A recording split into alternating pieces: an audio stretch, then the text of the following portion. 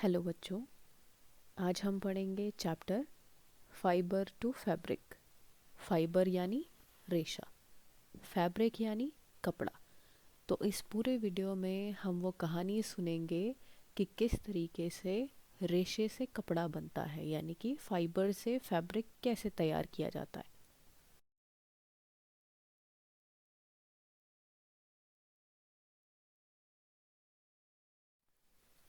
चलिए बच्चों, इस कहानी की शुरुआत ये जानने से करते हैं कि फाइबर किसे कहते हैं, यानी रेशा क्या होता है।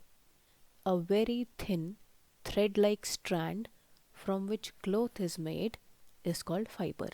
यानी एक बिल्कुल पतला सा धागा जिससे कि कपड़ा बनता है, यानी जिसे बुनकर हम कपड़ा बनाते हैं, वो पतला सा धागा फाइबर कहलाता है।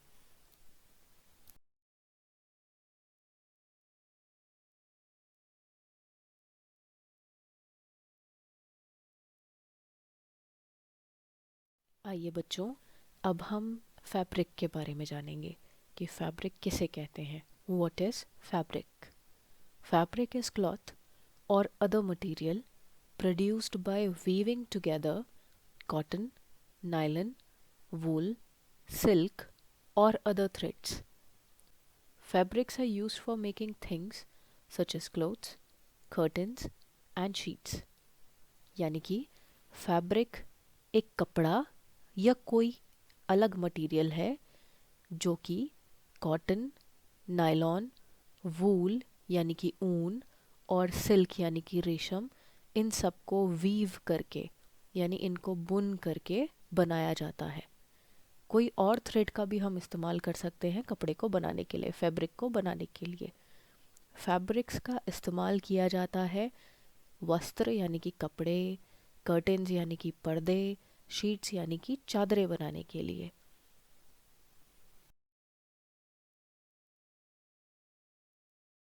बच्चों, अब यहाँ पे ये जो पिक्चर है इसको ध्यान से देखिए।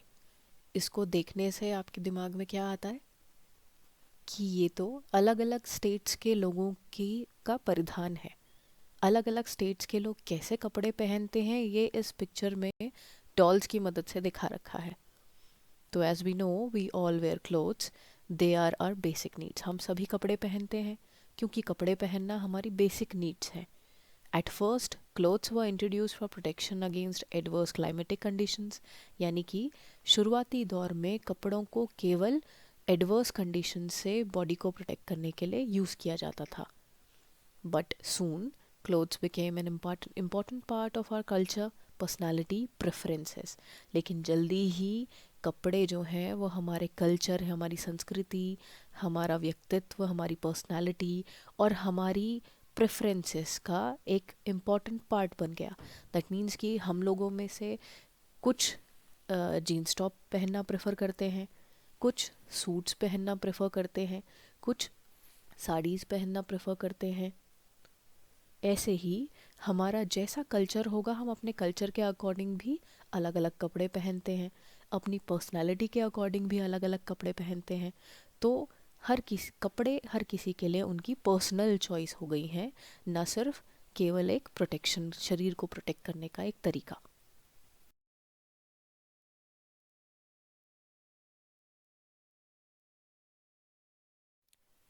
अब बच्चों, क्योंकि हम सब की प्रेफरेंसेस अलग अलग हैं कपड़ों के मामलों में, हम सब लोगों की पसंद अलग अलग है कपड़ों के मामले में। हम लोग मौसम के हिसाब से अलग कपड़े पहनते हैं, हम लोग जगह के हिसाब से अलग कपड़े पहनते हैं, फिर हमारी पर्सनल चॉइसेस भी अलग अलग हैं। तो उन पर्सनल चॉइसेस, उन प्रेफरेंसेस, उन क्लाइमेटिक कंडीशंस की सूटेबिलिटी, उसके अकॉर्डिंगली फाइबर्स भी अलग अलग टाइप के हैं। फाइबर्स का क्लासिफिकेशन पढ़ते हैं हम। फाइबर्स दो टाइप के होते हैं, natural fibres and synthetic fibres. Natural fibres यानी जो प्लांट्स या एनिमल्स से मिलते हैं, और सिंथेटिक फाइबर्स यानी मैन मेड, जिनको हमने अपनी चॉइसेस के हिसाब से, अपनी ज़रूरतों के हिसाब से बनाया है। तो plant fibres cotton, jute, flax और कॉयर, ये सब एग्जाम्पल है प्लांट फाइबर्स के। कॉटन यानी रुई, जूट यानी जो आपने बोरे देखे होंगे, चावल के बोरे, तो उस टाइप के वो जो बोरे होते हैं वो जूट के बने होते हैं। फ्लैक्स और कॉयर, कॉयर यानी जो नारियल की जटा है उससे बनता है। फ्लैक्स यानी अलसी, अलसी का एक पौधा होता है, उससे जो रेशा मिलता है दैट इज़ कॉल्ड फ्लैक्स। और एनिमल फाइबर्स के बारे में जानते हैं। एनिमल फाइबर्स के कुछ कॉमन एग्जांपल हैं सिल्क एंड वूल। सिल्क यानी रेशम, as we all know silk worm से हमें सिल्क मिलता है। एंड वूल, भेड़ जो होते हैं उनसे हमें ऊन मिलती है, याक से भी ऊन मिलती है। और भी कई एनिमल्स के एग्जांपल्स हैं जिनसे हमें वूल मिलती है। सिंथेटिक फाइबर्स के बारे में बात करते हैं। सिंथेटिक फाइबर्स के कुछ एग्जांपल्स हैं नायलॉन, एक्राइलिक, पॉलिएस्टर। नायलॉन जिनकी रस्सियाँ बनाई जाती हैं, बहुत स्ट्रॉन्गेस्ट रस्सियाँ होती हैं, इनके बारे में डिटेल में हम आगे जानेंगे।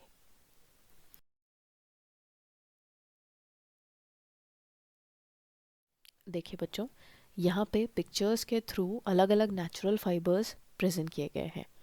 तो सबसे पहली पिक्चर है कॉटन प्लांट की, कॉटन बॉल्स लगी हुई हैं कॉटन प्लांट में। नेक्स्ट पिक्चर है सिल्क वर्म की। ये सिल्क वर्म जब कुकून की स्टेज में होता है तब ये सिल्क यील्ड करता है। नेक्स्ट पिक्चर है शीप की, शीप के हेयर्स के से हमको वूल मिलता है। नेक्स्ट नीचे पिक्चर है लिनन की, linen from the flax plant. And then last picture है रैबिट्स एंड गोट्स की, दो पिक्चर्स है रैबिट्स एंड गोट्स की। तो इनके हेयर फाइबर्स से हमको नेचुरल फाइबर्स मिलते हैं।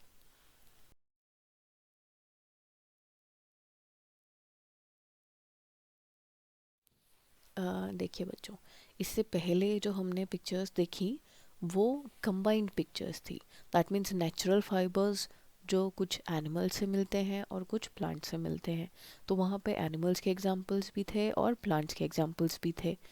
अब हम केवल फोकस करेंगे प्लांट फाइबर्स पे। मतलब प्लांट से हमको कौन कौन से प्लांट से हमको फाइबर्स मिलते हैं। ओके, तो सबसे पहली पिक्चर है कॉटन की। एज वी नो, हमने पहले वाली पिक्चर्स में देखा था कि कॉटन हमको कॉटन प्लांट से मिलता है। सेम जैसे कि मैंने बताया था कि जो बोरियां होती हैं वो जूट की बनी होती हैं, तो वो जूट प्लांट से मिलती हैं। जूट का जो प्लांट होता है उसका जो स्टेम है उसको पानी में रख दिया जाता है काफ़ी टाइम तक ताकि वो सड़ जाए। एंड देन उसके बाद उसमें से रेशा निकलता है, फाइबर निकलता है। फिर मैंने इससे पहले एग्जाम्पल बताया था कोकोनट का, कि कोकोनट के बाहर जो फाइबर्स होते हैं उनसे बनता है कॉयर। एंड देन लिनन बताया था। लिनन के आजकल साड़ियाँ बहुत ज़्यादा कंफर्टेबल होने के कारण बहुत फेमस है। तो फ्लेक्स प्लांट जो है उससे हमको लिनन फाइबर मिलता है। एंड देन हेम्प है। तो हम लोग उत्तराखंड में बहुत कॉमनली जानते हैं इसको, भांग का पौधा है हेम्प, तो उससे हमको हेम्प फाइबर मिलता है। एंड देन बनाना प्लांट है, उससे हमको बनाना फाइबर मिलता है।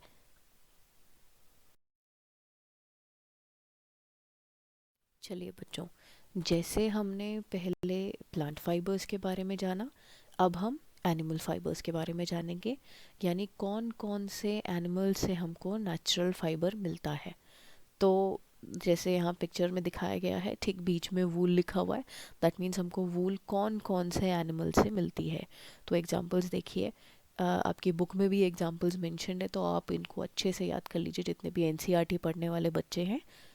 Alpaca number 1, sheep number 2, goat number 3, camel number 4 and yak number 5। यानी कि these 5 animals yield wool। In 5 animal से हमको वूल यानी कि ऊन मिलती है। एंड देन साइड में सिल्क वर्म है, छोटा सा सिल्क वर्म है, इससे हमें सिल्क मिलता है।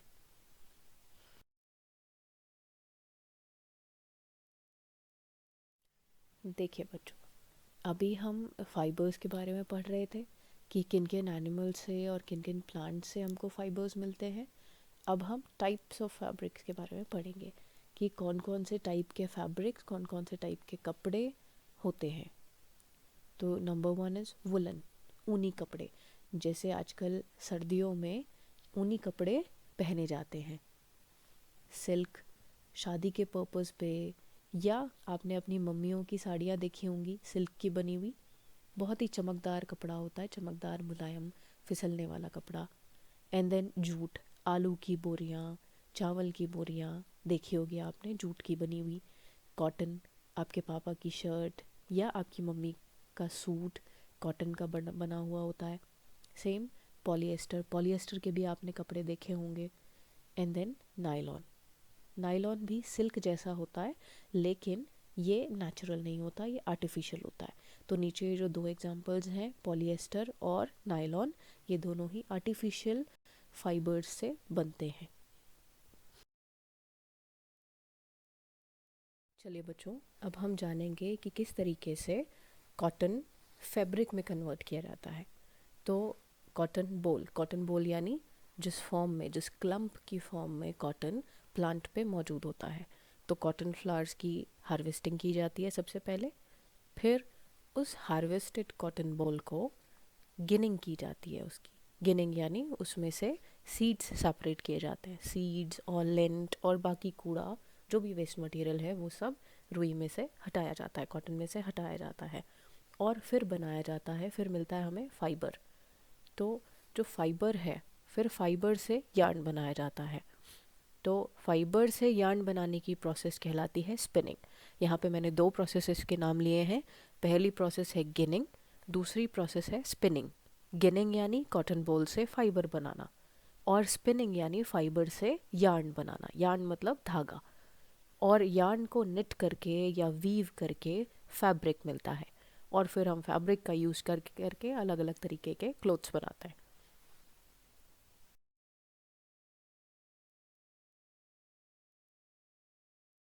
Next we will learn in detail about the process ginning. Ginning process को डिटेल में जानते हैं। The process of separating seeds from fibre is called ginning. जैसे कि मैंने अभी पहले बताया कि फाइबर में से सीड्स अलग करने को गिनिंग कहते हैं। Cotton balls are collected from fields and are put in ginning machine. Cotton balls जो हैं वो फील्ड से कलेक्ट किए जाते हैं और फिर उनको गिनिंग मशीन में डाला जाता है। आजकल के टाइम में गिनिंग मशीन एक ऑटोमेटिक मशीन है, लेकिन पहले के टाइम में ये मैनुअली किया जाता था। सबसे पहले कोम लाइक एक टूल की मदद से इसको ब्रश कर करके फाइबर में से सीड्स अलग किए जाते थे। फिर उसके बाद गिन मशीन का इन्वेंशन हुआ।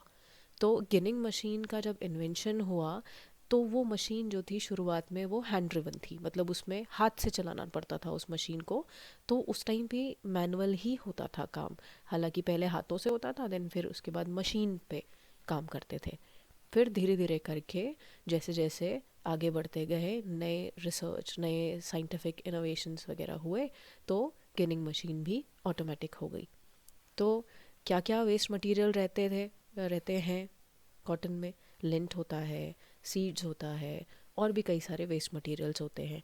एक टिपिकल गिन मशीन 1 घंटे में 12 कॉटन बेल्स प्रोड्यूस करती है और हर एक बेल, कॉटन बेल का वेट 500 पाउंड होता है।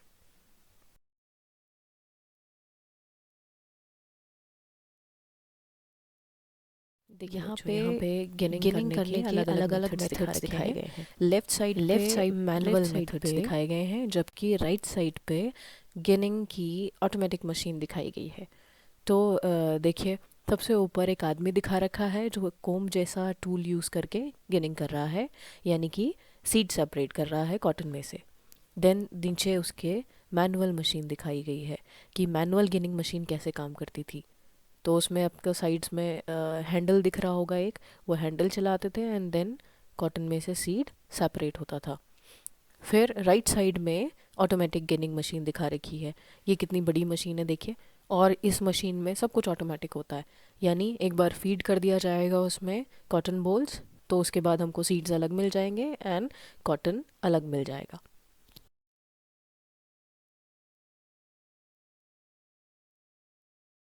अब चलते हैं नेक्स्ट प्रोसेस में। नेक्स्ट प्रोसेस का नाम है spinning. The process of making yarn from fibre is called spinning. Fibres की मदद से यार्न बनाने को स्पिनिंग कहते हैं। The fibre is drawn out, twisted and wound to a bobbin. तो देखिए, जैसे इसमें ये आदमी हाथ से कर रहा है कि फाइबर को बाहर की तरफ खींच रहा है, उसको ट्विस्ट कर रहा है ना। तो इस तरीके से बनता है यार्न, धागा। Different spinning tools were used from time to time. काफ़ी समय, अलग अलग समय में अलग अलग टूल्स का इस्तेमाल किया जाता था। जैसे आपने देखा होगा अपने आसपास किसी को रस्सी बनाते हुए, तो वो रस्सी बनाने के लिए क्या करते हैं, फाइबर्स पकड़ते हैं। जूट की रस्सियों में अक्सर देखा गया है कि फाइबर जैसे पकड़ते हैं और उनको घुमाते हैं, ट्विस्ट करते हैं, और इस तरीके से रस्सी बन जाती है। तो जैसे रेशे, छोटे छोटे रेशे दिखते हैं, तो वो फाइबर है, और उनको बट करके, है ना, यानी उनको ट्विस्ट करके जो मिलता है हमको, that is called yarn. During older times hand spindles and spinning wheels were used. पुराने समय में हैंड स्पिंडल और स्पिनिंग व्हील यानी चरखा, तो चरखा तो आप सब लोगों ने देखा होगा, तो हैंड स्पिंडल और स्पिनिंग व्हील्स का इस्तेमाल होता था पुराने समय में। लेकिन during recent times automatic spinning machines are used. अब ऑटोमेटिक स्पिनिंग मशीन्स का इस्तेमाल किया जाता है। यहाँ पे हम देख सकते हैं स्पिनिंग टूल्स, अलग अलग spinning tools. Left hand side पे मैनुअल टूल्स हैं और राइट साइड पे ऑटोमेटिक मशीन है। तो ऊपर जो सबसे पहले फ़ोटो दे रखी है लेफ्ट हैंड साइड में, वो हैंड स्पिंडल की है। देखिए उसमें कैसे वो हाथ से स्पिंडल का यूज़ कर रहा है, इसके हाथ में स्पिंडल है और वो वहाँ पे नीचे यार्न बना रहा है उससे। एंड देन उसके ठीक नीचे स्पिनिंग व्हील यानी चरखा दे रखा है। तो उस चरखे में जैसे आप साइड में देख सकते हैं, नीचे कॉटन बेल रखी हुई है, कॉटन रखा हुआ है। एंड देन उसको जब चलाते हैं चरखा, तो उससे धागा अपने आप ही खिंच खिंच के बटता है, फाइबर खिंचता है और ट्विस्ट होता है और फिर बनता है यार्न। और ठीक ऐसा ही काम ऑटोमेटिक स्पिनिंग मशीन करती है। ये ऑटोमेटिक स्पिनिंग मशीन में भी ऐसे ही फाइबर खिंचता है और ट्विस्ट होके फिर यार्न मिलता है।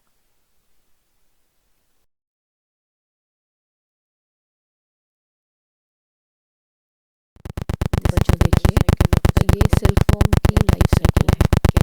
सिल्कवॉर्म की लाइफ साइकिल यानी सिल्कवॉर्म कैसे एग की स्टेज से, लार्वा की स्टेज से, प्यूपा की स्टेज से होता हुआ एडल्ट सिल्कवॉर्म बनता है। तो इस लाइफ साइकिल की शुरुआत होती है जब एक एडल्ट सिल्क मॉथ एग ले करता है मलबरी लीव्स में। तो थोड़ा टाइम बाद वो एग्स हैच होते हैं और उनसे छोटे छोटे सिल्कवॉर्म्स निकलते हैं। तो सिल्कवॉर्म की लार्वल स्टेज को कहते हैं कैटरपिलर। ये कैटरपिलर धीरे धीरे करके खूब सारी मलबरी लीव्स खाते हैं और साइज में ग्रो करते हैं।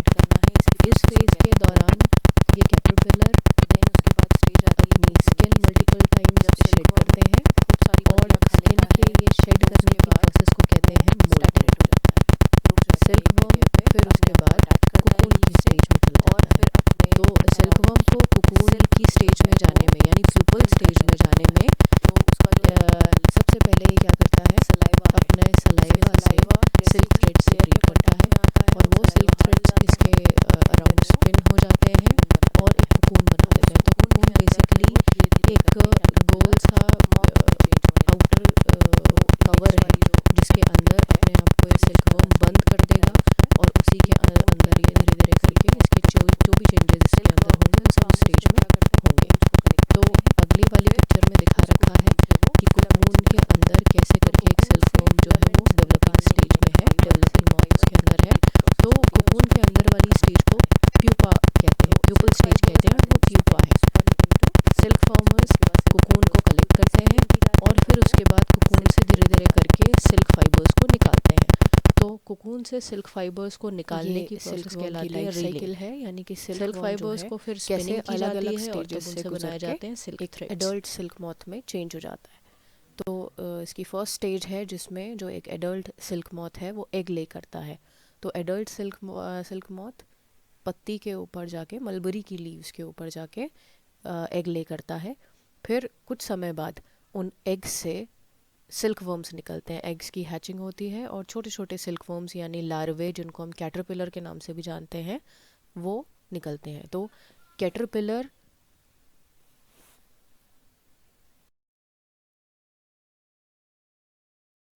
अब हम थोड़ा चलिए कर लेते हैं कि हमने इस कहानी की शुरुआत ये जानने से करते हैं कि फाइबर किसे कहते हैं, व्हाट इज फाइबर, यानी रेशा किसे क्या होता है। फिर a हमने very जाना कि thin what is fabric, thread-like fabric strand किसे कहते हैं। from which cloth फिर is हमने made different is types of called fibres fiber। के बारे में जाना। यानी एक फिर बिल्कुल हमने जाना पतला सा कि धागा डिफरेंट टाइप्स ऑफ प्लांट जिससे कि फाइबर्स कपड़ा और बनता उनके है, सोर्सेज के बारे में। यानी जिसे बुनकर हम कपड़ा देन नेक्स्ट बनाते हमने हैं, वो पतला डिफरेंट सा टाइप्स ऑफ धागा एनिमल फाइबर फाइबर्स और कहलाता उनके है। सोर्सेज के बारे में पढ़ा। नेक्स्ट हमने पढ़ा डिफरेंट टाइप्स ऑफ फैब्रिक्स के बारे में। नेक्स्ट हमने जाना process of obtaining fibre from fabric.